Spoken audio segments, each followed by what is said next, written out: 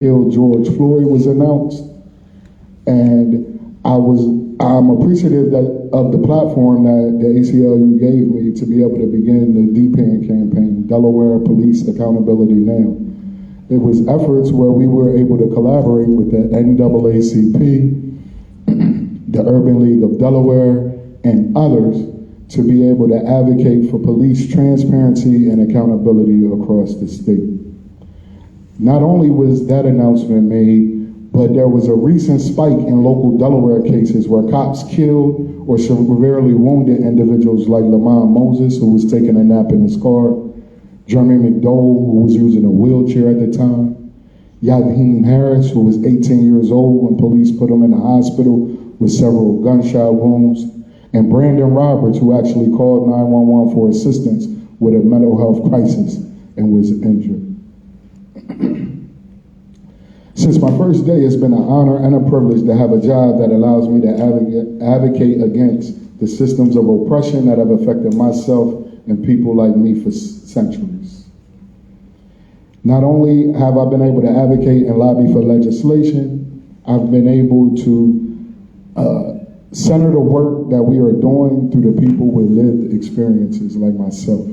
I think that if we're going to address the issues that affect people in the community that have been caught up in the justice system, the cycles of recidivism due to systemic poverty and the cycles of poverty, then I want to make them the center of the work that we were doing so that their voices can be heard when I'm communicating with legislators and decision makers. And it's through the ACLU of Delaware and the Campaign for Smart Justice that I've been able to do that.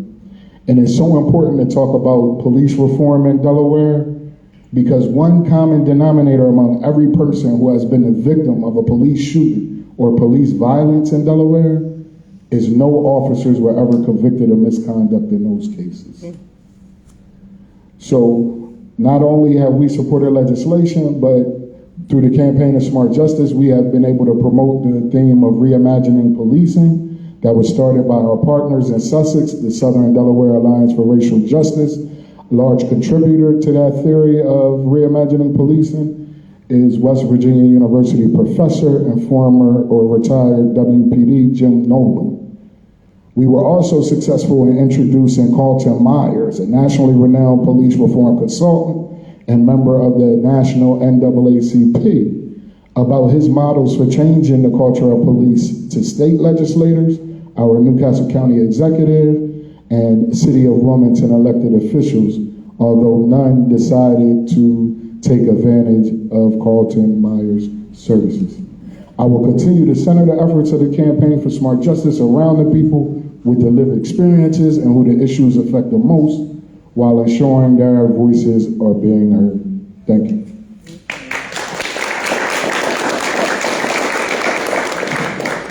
Thank you so much, Hanif. We're going to hold questions off now, although I'll have a couple for Alex, but we do have a Q&A session at the end for folks to ask questions as well. So next we have Alex, who will share his expertise and work, including his book, The End of Policing.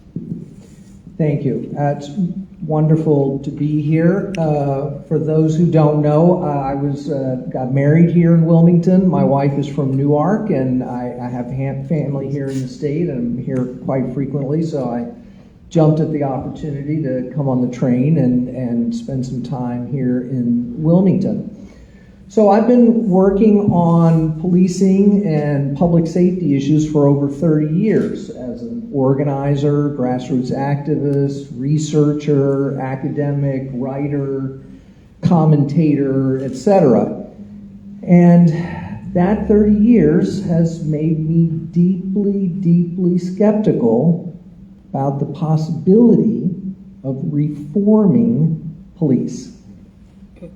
How many people saw that horrible video of the police in Arkansas beating that young man in the parking lot? How many people were shocked that such a thing could occur?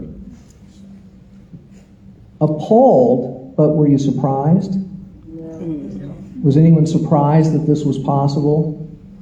Does anyone think that nothing like this had ever happened before? That is what policing looks like. And if we don't want that, we should not involve the police.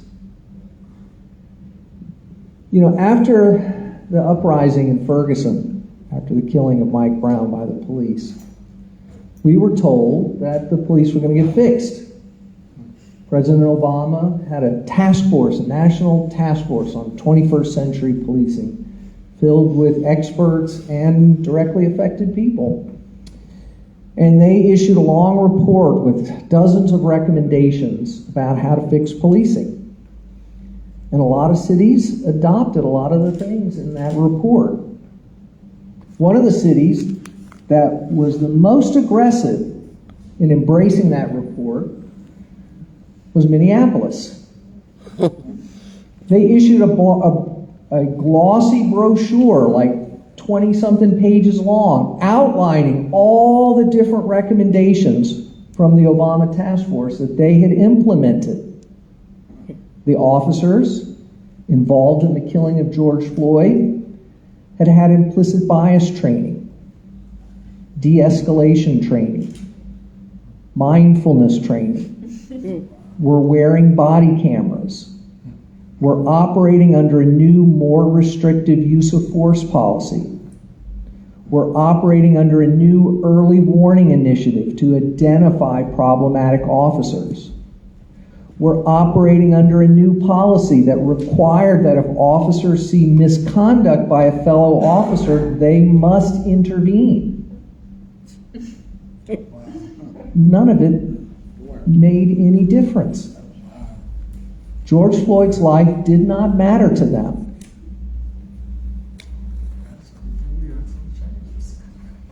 I mean, first they told us implicit bias was going to fix policing.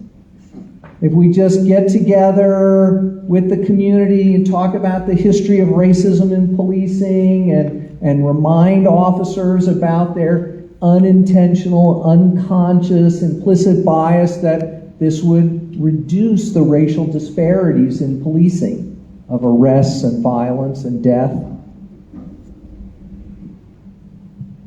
Doesn't work. It has never worked.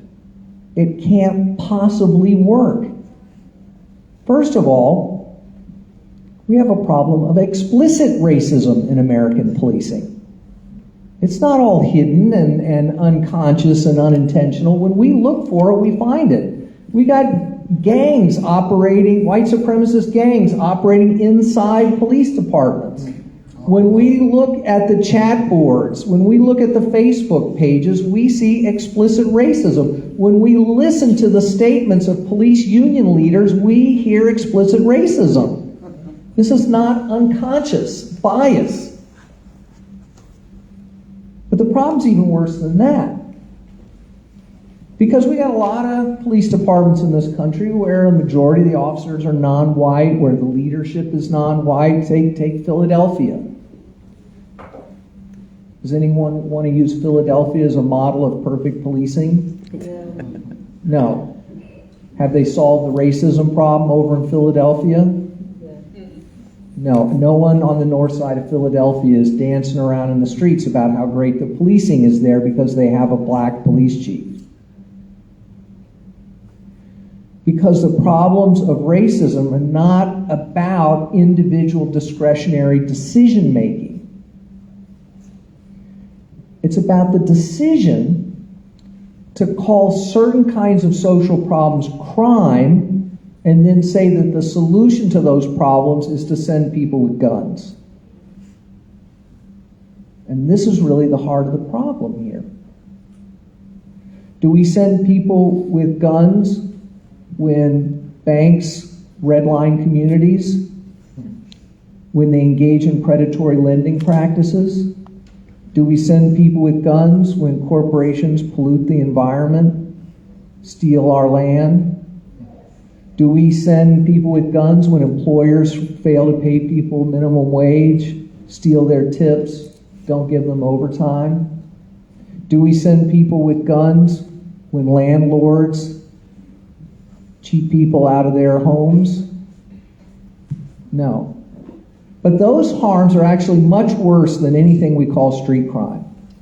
The value of stolen wages, stolen by employers, is 5 times the value of all types of property crime put together. And has a devastating impact on low-income communities of color, because they're the most likely to be at-will hourly employees with no bargaining rights, no union, and no protections. But instead of focusing on those harms, we say, well, the problem of those communities, in quotes, right, is that they're all violent criminals, and the only thing they understand is to send violence workers to control them. And then the police say, why are you complaining about racial disparities? We just go where all the crime is. But that's because they defined crime as the behavior that happens in these neighborhoods that have been systematically exploited, disinvested in, subjected to austerity, denied opportunities. It's a self-fulfilling prophecy. It's a structural problem. It's not going to be fixed by giving a couple of white police officers a 2-hour lecture about the history of racism. In fact, some of the research shows that the racial disparities get worse after the training. Probably because the white police officers resent the hell out of it. Think it's ridiculous and politically motivated and irrelevant. All of which is true. Implicit bias is the perfect reform for politicians because it's a way of saying that no one's at fault. No one has to take any responsibility for these problems. It was all just a big accident, and could you please shoot fewer black people in the future? Then we were told, well, body cameras, that's going to fix everything. But how many killings have we all seen on video? Yeah, and they knew they were being filmed. Those cops in Arkansas knew they were being filmed. They threatened the person who was filming them.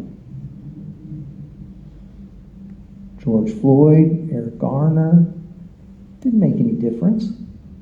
And we have actual empirical research. We've done studies. We've done experimental studies. It doesn't work. It's not changing the behavior of police in any meaningful way. It's not reducing the violence. But it's increasing the surveillance. Now they use the body camera footage as evidence. They did a big study in D.C., and they found it didn't do anything to make policing better, but the chief of police in D.C. said, that's all right, we're going to give them to everyone because we use them for evidence collection. Now we got it on camera that you were doing whatever we said you were doing. So it's just expanded police power. So what do we do? I mean, the same is true for de-escalation training, and I'm sorry, the same is true for these police accountability initiatives, right? I got a whole wall full of studies about police oversight boards and police complaint review boards, and every one of them show no effect. It does not change policing.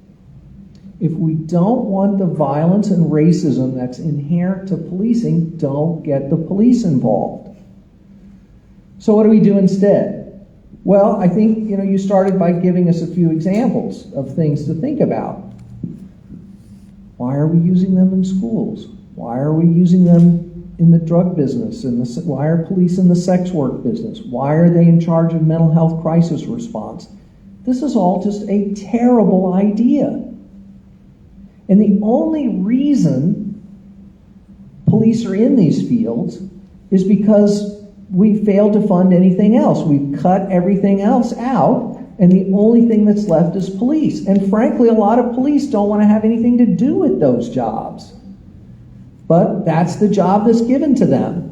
And we expect them to be mental health experts, substance use experts, housing counselors, youth mentors.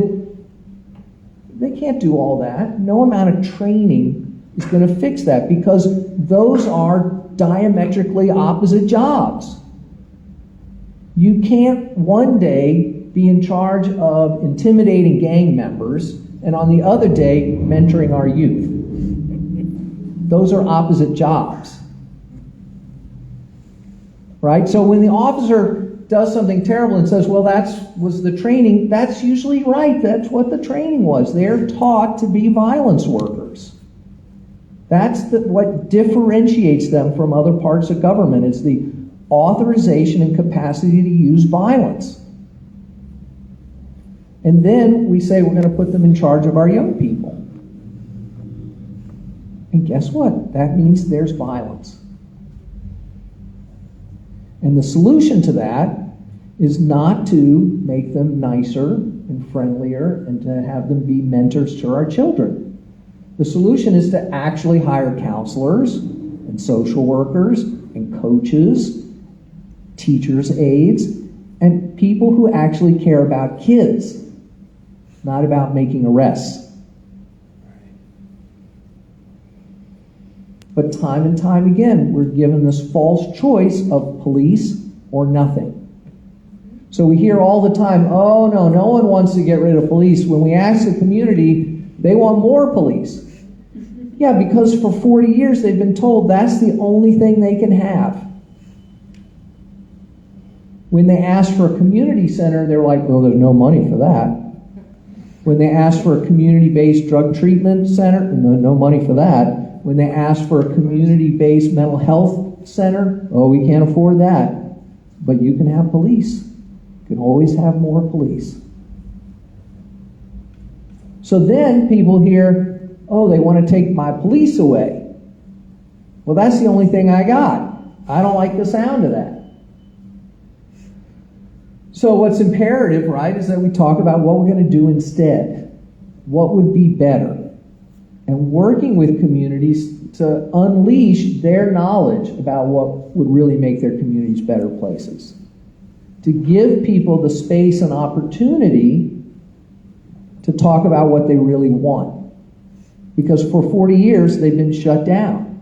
They've been told, we don't want to hear that. You can either have police or you can have nothing. And we just can't accept that anymore. And that's the moment we're in right now. That's the moment we've been in for the last few years, right? Is this understanding that police reform does not work. The police have killed more people this year than they have in the last decade. Despite years and years and millions of dollars for police reform. They keep killing us. Where's the change? I don't see it. And I'm in about 25 cities a year talking to people, doing this work. It's not working. We need to get the police out of our lives in as many ways as we possibly can and replace them with something better. And that means that we have to direct our political energy on core questions of budget priorities. Where is the money going? In Uvalde, Texas, 45% of the municipal budget went to policing. It's a town of about 30,000 people. They had a police SWAT team. They had a school police force. They had a private security force for the schools. They had a massive border patrol center with its own SWAT team, and they couldn't save a single life. When are we going to figure out that these are not the right strategies? There were police at Columbine when the shooter showed up. There were police at Parkland High School in Florida when the shooter showed up. In almost all of these cases, in 90%, over 90%, according to a study by the FBI, people knew ahead of time what was going to happen. But they don't trust the police. What high school kid is going to turn their best friend into the police because they think they might do something? No kid in high school, in the history of high schools, has ever done that. Right? That's because who's going to be marked as the kid who turned some other kid into the police? We got to create all kinds of early warning systems. We got to bring back the mental health counselors. We got to bring back the social workers. We got to empower teachers, give them resources to get to the root of this problem, because once the police are called for a school shooting, it's too late. There are bodies everywhere. It doesn't matter how quickly they show up, how aggressive they are, it's too late.